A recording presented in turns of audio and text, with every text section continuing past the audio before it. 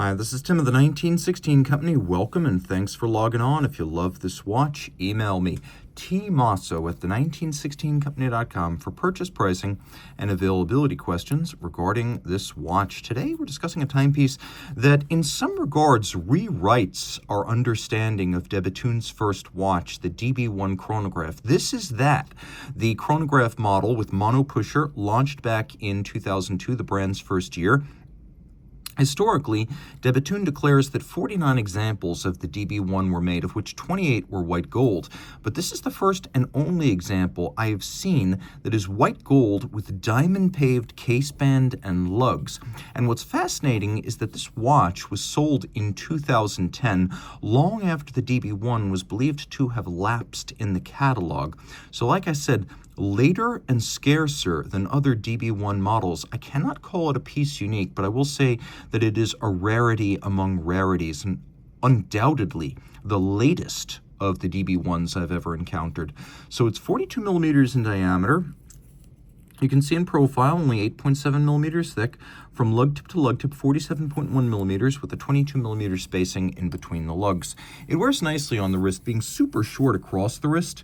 That 47.1 millimeter dimension means that even on my 16 centimeter circumference wrist, though it's a 42 millimeter watch, it is well contained inside the bound of my wrist. So rare that I would say this, but this is a 42 millimeter diameter watch that can be worn on a 14 centimeter circumference wrist, and it will easily slide underneath any kind of a dress cuff.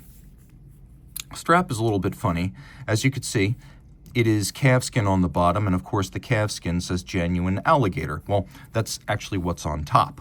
Large rectangular symmetrical scale alligator, generally considered to be the premium cut of the alligator hide. It's from the belly. It's a very small patch of the hide, so there's very little of this large symmetrical rectangular scale. It's matte blue. I would say it's more of a dark blue than a medium blue. It's got a folded edge, a monotone stitch, and it's made by Jean Rousseau of Paris, which is the OEM supplier for de Bethune, but also F. Pigeon, so this is what would be on the watch anyway if it were a de Bethune factory strap. Note the use of curved spring bars. There's no impediment to the motion of the strap against the case flank, and a de Bethune pin buckle. And if you look at that pin buckle, you will notice that it is a little bit warmer in tone than the case itself, because de Bethune early on used rhodium-plated white gold, which is why this is absolutely blinding white like platinum. Also fascinating because most of the DB1s I've seen in white gold have a little bit of burnishing where the underlying color of the natural material starts to wear through, which I find quite beautiful. But here, all of the rhodium is in place. Now, of course, you can always restore rhodium plate when a watch goes in for service. I like the burnished look, but this one is blindingly white. And you can see that that's probably a choice that optimizes the aesthetics of the watch with the diamonds set, as the diamonds are perfectly white. They're, of course, chosen for equal color, carats, and clarity, so there's no gradient from gem to gem. The setting is a work of art. You can see the little metal pincers that are built up on each side of each gem in order to hold them in place, and we are talking hundreds of diamonds here. It is deeply beautiful, and this is even more handcrafted de Bethune as a result.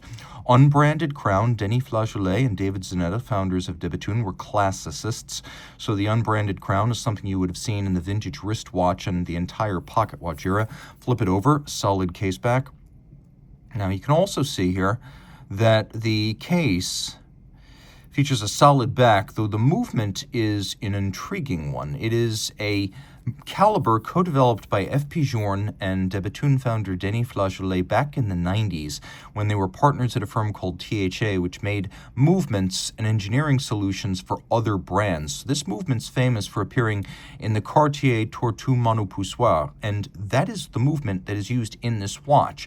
With only a few modifications, Denis purchased back the rights to use the movement and decided to use it as the DB2002 manual wind caliber in his first watch from de Bethune. So it's 19 joules manual wind, 3 Hz beat rate, 36 to 40 hour power reserve, and it has a column wheel for crisp action, monopusher, of course, coaxial with the crown. But then it uses a oscillating pinion clutch, which is a super subtle clutch. You just saw how I started that up. It is a form of lateral clutch, but the oscillating pinion is a type of lateral clutch that has very little inherent play because the pinion is so fine and its teeth so small.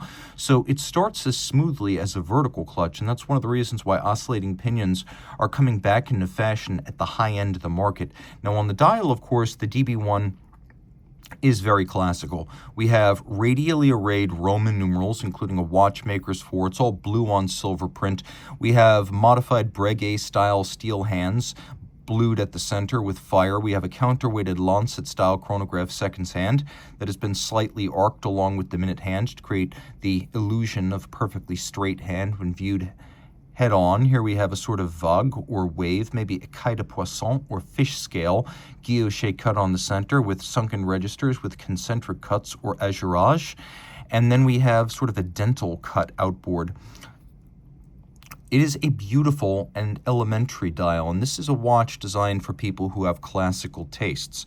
So I've often told people who love de Bethune but maybe can't get on board with the avant-garde designs to seek one of these early DB1 style cases, and that is the way to go. Here you can see the ogival or torpedo-tipped lugs, which even in the era of the DB28, XS, and XP, these little lug profiles are still with us in miniature on today's de Bethune watches. And of course, all of this is water resistant down to 30 meters, but given the value and the rarity, I would not test the theory. So if you love this watch, reach out to Team Mosso at the1916company.com for purchase and pricing details of a genuine de Bethune rarity.